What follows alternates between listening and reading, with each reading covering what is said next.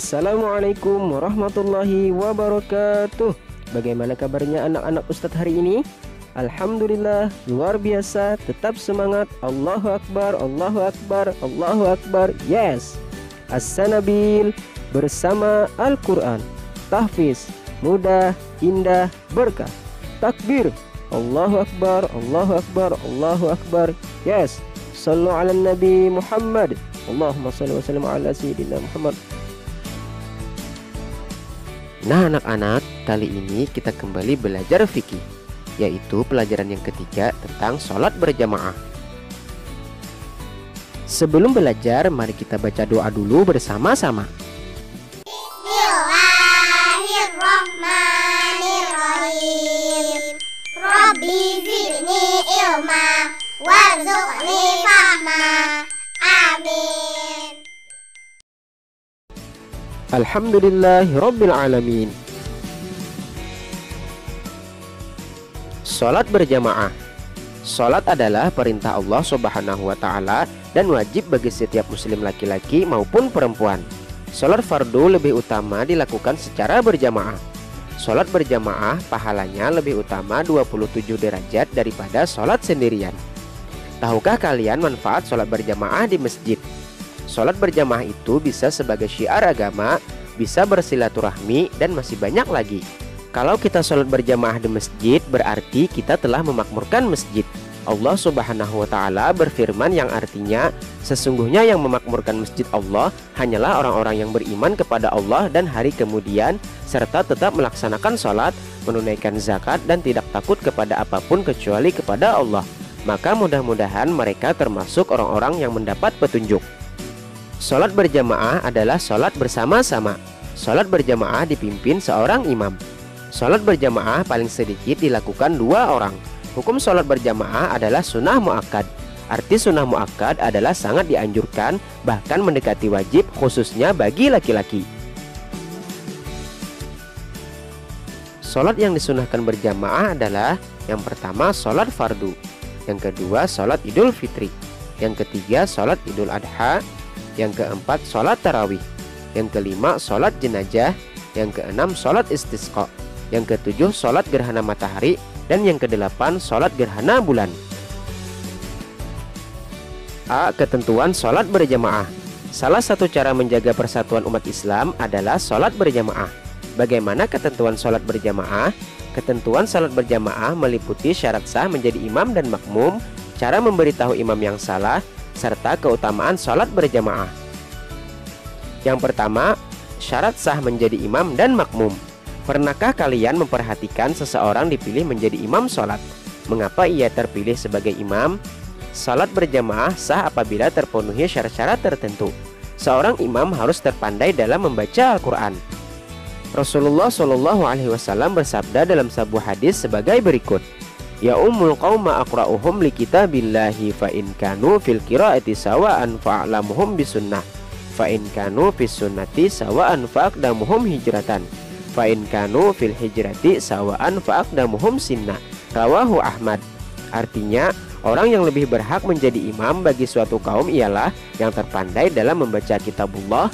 Kalau dalam membaca ini mereka sama, maka yang terpandai dalam hadis Nabi SAW. Dan kalau dalam hal ini mereka sama pula, maka yang terdahulu hijrah. Dan kalau dalam hijrah mereka masih sama, maka yang tertua usianya. Hadis riwayat Ahmad. Syarat menjadi imam yaitu: A. Laki-laki mengimami jamaah laki-laki dan perempuan. B. Perempuan mengimami jamaah perempuan. C. Bacaan imam harus benar, fasih, dan tidak riya. D. Mengetahui hukum-hukum sholat. E. Mengetahui syarat dan rukun sholat. F. Sanggup menunaikan sholat. G. Dapat diterima oleh jamaah. H. Paling tua umurnya dan mulia akhlaknya. I. Tidak fasik dan tidak sombong. J. Tidak tertuduh melakukan kejahatan. K. Tidak meminta bayaran. I. Tidak batal sholatnya karena murtad. Makmum tidak sah mengikuti imam yang mempunyai ciri: A. Orang yang belum balik atau belum dewasa. B. Orang yang bacaannya tidak benar atau tidak fasih.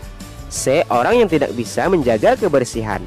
D. Orang yang tidak mengetahui syarat dan rukun sholat. E. Orang yang meminta bayaran sebagai imam.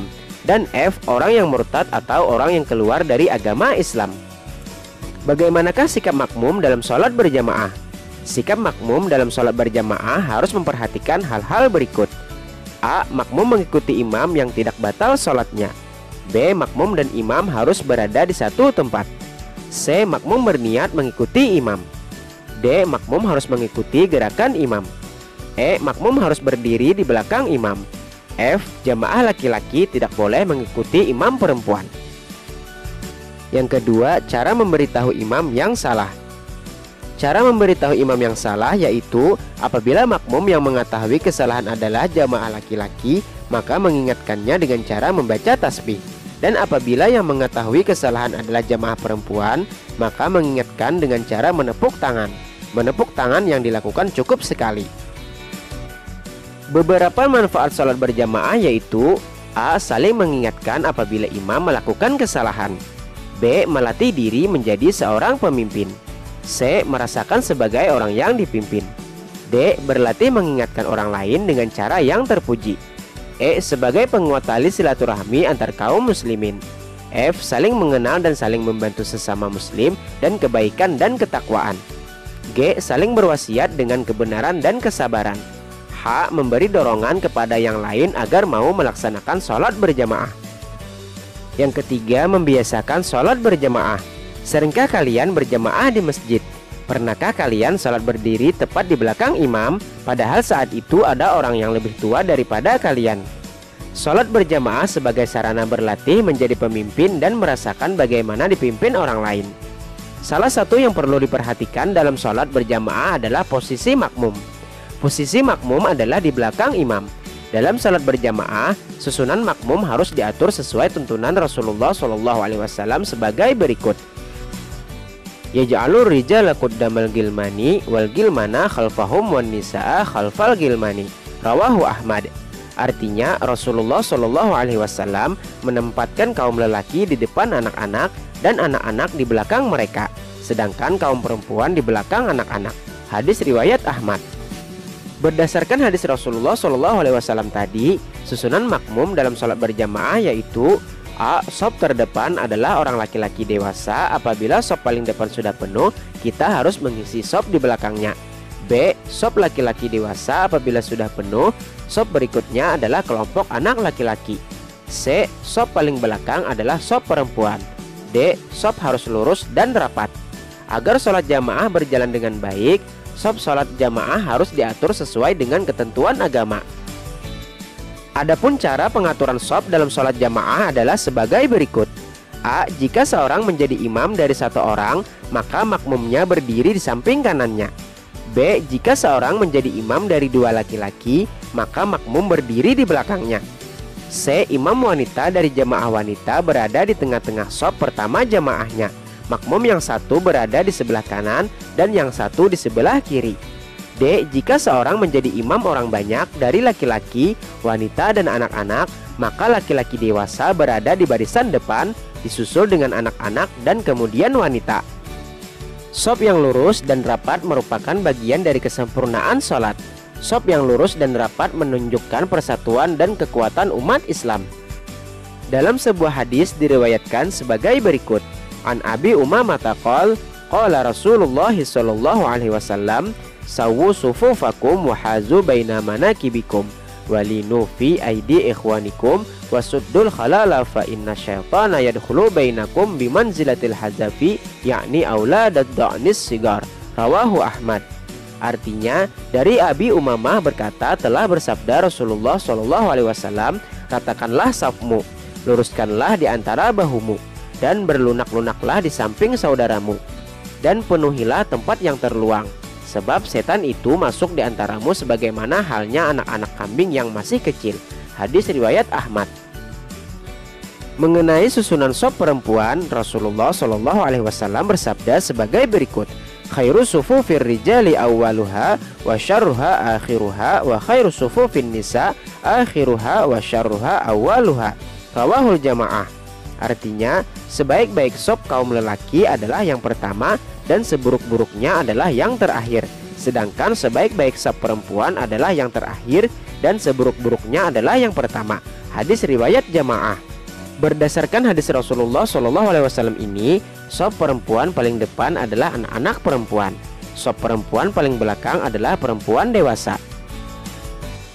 Yang keempat, hal-hal yang perlu diperhatikan sebagai imam. Seseorang yang menjadi imam harus memperhatikan hal-hal berikut. A. Bertanggung jawab dengan baik atas makmumnya karena ia adalah jaminan dari sholatnya makmum. B. Barang siapa mengetahui dirinya mampu menjadi imam, diperbolehkan untuk meminta menjadi imam. C. Seorang imam harus memperhatikan kewajibannya sebagai imam. D. Makruh bagi imam untuk mempercepat sholatnya sehingga makmumnya tidak mampu menunaikan sunnah-sunnah sholat. E. Disunahkan bagi imam untuk membaca ayat-ayat Al-Quran dengan tartil, baik dan benar. F. Disunahkan bagi imam untuk memanjangkan rakaat pertama. G. Ketika imam sedang rukuk dan mengetahui ada makmum yang datang, disunahkan untuk memanjangkan rukuknya sampai orang tersebut mengikuti rukuk. H. Disunahkan bagi imam untuk tidak memperpanjang bacaan apabila makmumnya ada yang lanjut usia, hamil, sakit atau sebab lainnya. Kemudian yang kelima, keutamaan sholat berjamaah. Sholat berjamaah dianjurkan oleh Rasulullah SAW. Allah juga memerintahkan kepada hambanya untuk membiasakan sholat berjamaah. Perintah sholat berjamaah terdapat dalam Al-Quran surah Al-Baqarah ayat 43. Wa aqimus sholata wa atuz zakata warka'u ma'ar raki'in. Artinya, dan laksanakanlah sholat, tunaikanlah zakat, dan rukuklah berserta orang-orang yang rukuk. Selain ayat di atas, Allah berfirman dalam surah An-Nisa ayat 102. Wa idza kunta fihim fa aqamta lahumus sholata faltakum ta'ifatum minhum ma'ak. Artinya, dan apabila engkau Muhammad berada di tengah-tengah mereka sahabatmu, lalu engkau hendak melaksanakan sholat bersama-sama mereka, maka hendaklah segolongan dari mereka berdiri sholat bersertamu. Apabila terbiasa sholat berjamaah, banyak keutamaan yang diperoleh, yaitu A. Memperkokoh semangat persaudaraan kaum muslimin. B. Merasa memiliki tanggung jawab sosial. C. Membina kedisiplinan rohani. D. Menghargai waktu. E. Bentuk ketaatan iman seseorang kepada Allah. F. Menumbuhkan kesadaran dan tanggung jawab dalam memakmurkan masjid. G. Memperoleh pahala sholat berjamaah sebanyak 27 derajat dibanding dengan sholat sendirian. Rasulullah SAW bersabda dalam sebuah hadis sebagai berikut: Sholatul jama'ati tafdulu sholatul fadzi bisab'in wa isyrina darajah. Rawahul Bukhari. Artinya, sholat berjamaah itu lebih utama daripada sholat sendirian sebanyak 27 derajat. Hadis riwayat Bukhari. Kemudian B. Praktek sholat berjamaah. Apakah kalian sudah terbiasa dengan sholat berjamaah? Sholat berjamaah mempunyai banyak keutamaan. Di antara keutamaan sholat berjamaah adalah mendapatkan pahala yang lebih besar dibanding dengan sholat sendirian. Orang yang terbiasa sholat berjamaah sejak kecil, dewasa nanti tidak akan malas. Sebaliknya, jika sejak kecil bermalas-malasan sholat berjamaah, sampai dewasa pun akan menjadi orang pemalas. Alhamdulillahirabbil alamin. Nah, anak-anak, untuk pelajaran kita kali ini cukup sampai di sini dulu. Semoga apa yang telah kita pelajari bermanfaat dan berguna untuk kita semua. Wabillahi taufik wal hidayah. Assalamualaikum warahmatullahi wabarakatuh.